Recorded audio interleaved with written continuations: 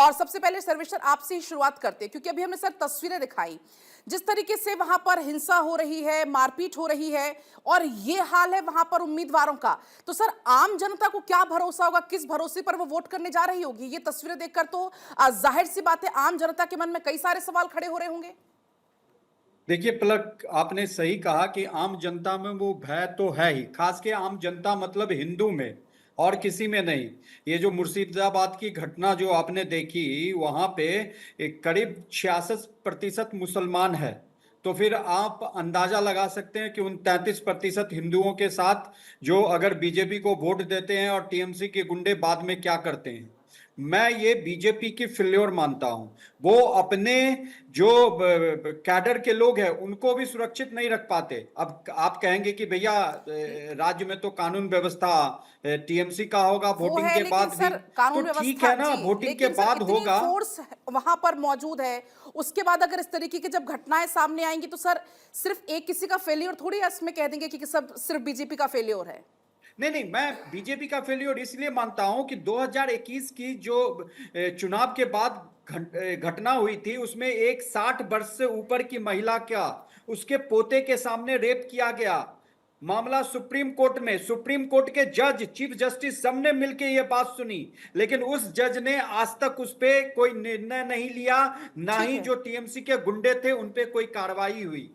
आप अंदाजा लगा लीजिए कि टीएमसी जो सुप्रीम कोर्ट के जज 2 मिनट में ममता बनर्जी को अलाउ कर ठीक है दिए सर, कि आप दिनेश सर आपसे समझते हो, जैसा कि अभी यहाँ पर सर भी जिक्र कर रहे थे, लगातार चूंकि वहां पर हिंसाएं हो रही हैं, वोटिंग परसेंटेज तो सर बहुत अच्छा है, लेकिन उम्मीदवारों को मार दिया जाता है, प्रत्याशियों को मार दिया जाता है, तो वो तो सर हेडलाइन बन जाते हैं, लेकिन कुछ एक तस्वीरें तो ऐसी भी सामने वहां पर आती होंगी जो हेडलाइन भी नहीं बन पाते, वो खबरें भी सामने नहीं आ पाती हैं, लेकिन हिंसा वो बदस्तूर जारी है।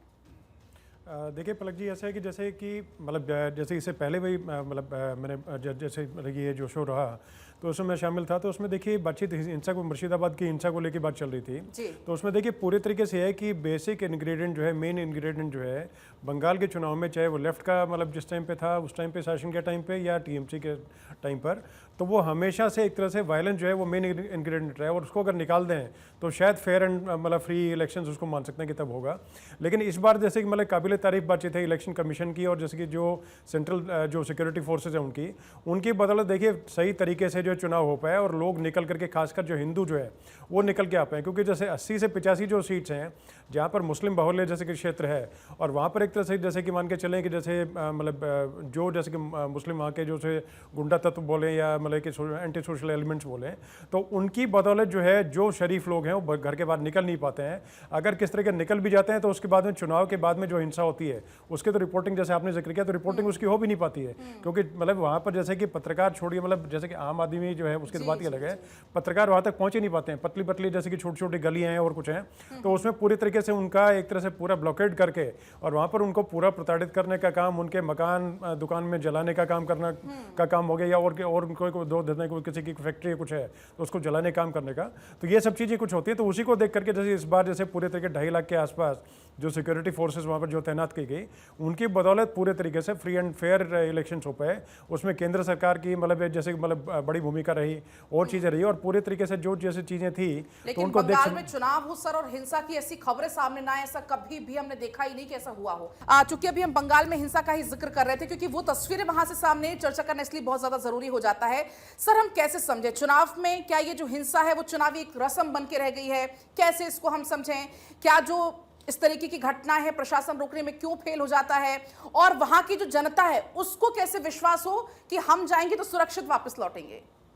देखो पलक, 4 दशक की आप समीक्षा करेंगी तो राजनीतिक हत्याएं लगभग 45,000 से ऊपर हुई हैं। हत्या छोड़िए, राजनीतिक हत्याएं। और राजनीतिक हत्याएं इसलिए नहीं हो रही कि वहाँ राजनीतिक दबाव या राजनीतिक विचारों की वहाँ लड़ाई हो। राजनीतिक हत्याएं इसलिए हो रही हैं कि वहाँ सत्ता छीनने का प्रयास होता है। 2011 में जब आप देखेंगे, पीछे जाएंगे तो समझ में नहीं आएगा, 2011 में टीएमसी और वाम दलों का सीधा टकराव था। पहली बार टीएमसी की सरकार बनी और वाम दल ने उनको टक्कर दी।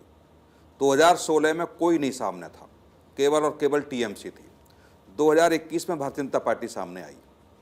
तो जो भी 2021 में भारतीय जनता पार्टी सामने आई, उसका वोट परसेंटेज आप देखिए, समर्थन देखिए, वाम दल 0 हो गए, कांग्रेस लगभग 0 हो गई, तो वो वोट बैंक आया किधर, वो कार्यकर्ता गए किधर?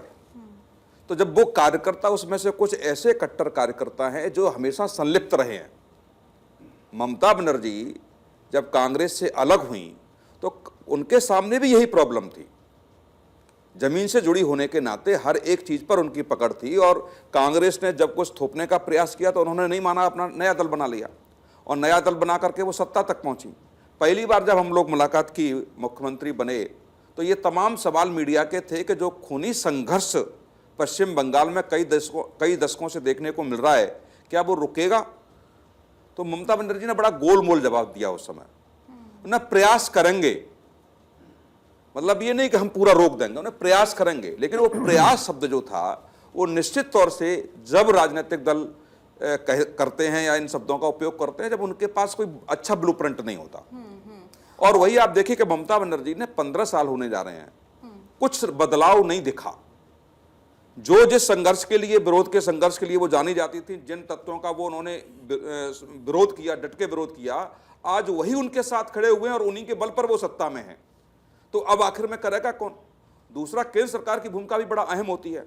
जब ऐसे राज्यों में अराजकता फैल जाए, पश्चिम बंगाल में क्या देखिए, अब चुनाव के दौरान तो होती है, लेकिन चुनाव के बाद भी हत्याएं होती हैं। बिल्कुल, पिछली बार आप देखेंगे कि चुनाव के बाद 72 लोगों की हत्याएं हुई।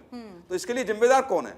क्या कोई स्टेटस रिपोर्ट आपने मांगी, आपने गवर्नर को भेज दिया, गवर्नर जाकर के दौरा कर रहे हैं, गवर्नर रिपोर्ट दे रहे हैं, लेकिन हुआ कुछ नहीं सरकार के खिलाफ? तो आपके पास भी तो, केंद्र सरकार के पास भी तो कोई अधिकार है कि अराजकता जिस प्रदेश में हो, और कई बार हाई कोर्ट, सुप्रीम कोर्ट ने ये माना है। इस बार तो इतनी संख्या में, इस बार मुझे लगता है जितना बड़ा मुद्दा ये मतदान कराना था, उससे बड़ा मुद्दा यहाँ की सुरक्षा को लेकर था। सर्वेश्वर, आप क्या कुछ कहना चाह रहे थे?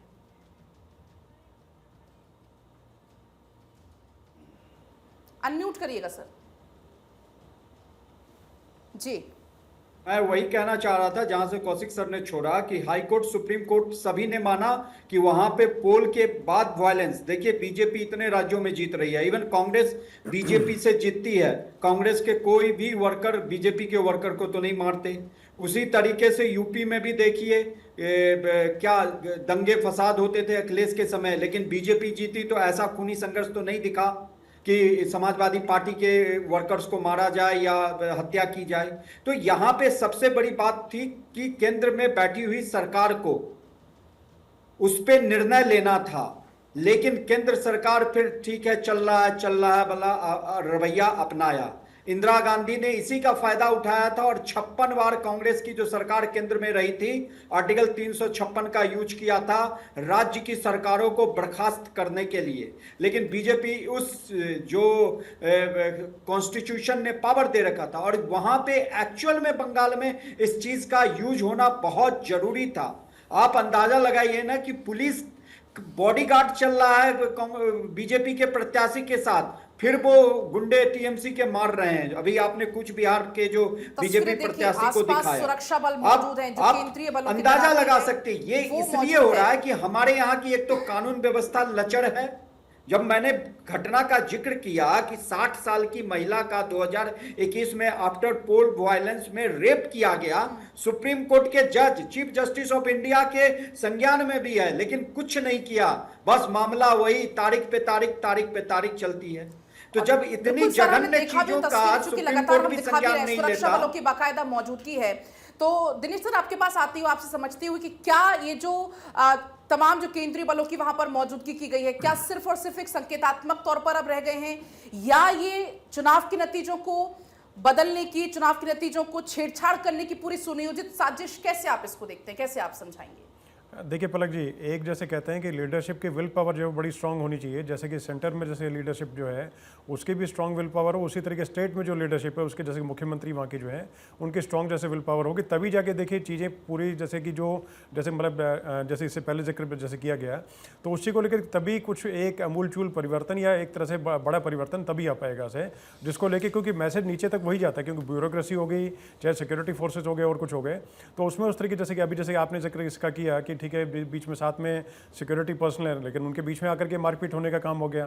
तो उसमें ये देखिए जैसे सिक्योरिटी फोर्सेस वाला जैसे एक व्यक्ति साथ में है तो वो बेचारा अकेला कितना क्या कर पाएगा, क्या नहीं कर पाएगा। और दूसरी जो मतलब जो लोकल जैसे पुलिस होती है, देखिए उसके मिले बिना चीज़ें संभव नहीं हो सकती ऐसे, क्योंकि अगर वो पूरे तरीके से अगर जैसे ऊपर के लीडरशिप ने खींच रखा है पूरा कि भाई आपकी जवाबदारी वहाँ के जैसे कि SHO हो गया या सर्कल ऑफिसर हो गया या SP DSP हो गया, तो उन सबको एक तरह जवाबदारी हुमायूं कबीर पर हमला हुआ, शुभेंदु सरकार पर हमला हुआ, तो वहां पर DM और SP की भी इसमें जवाबदेही तो बनेगी।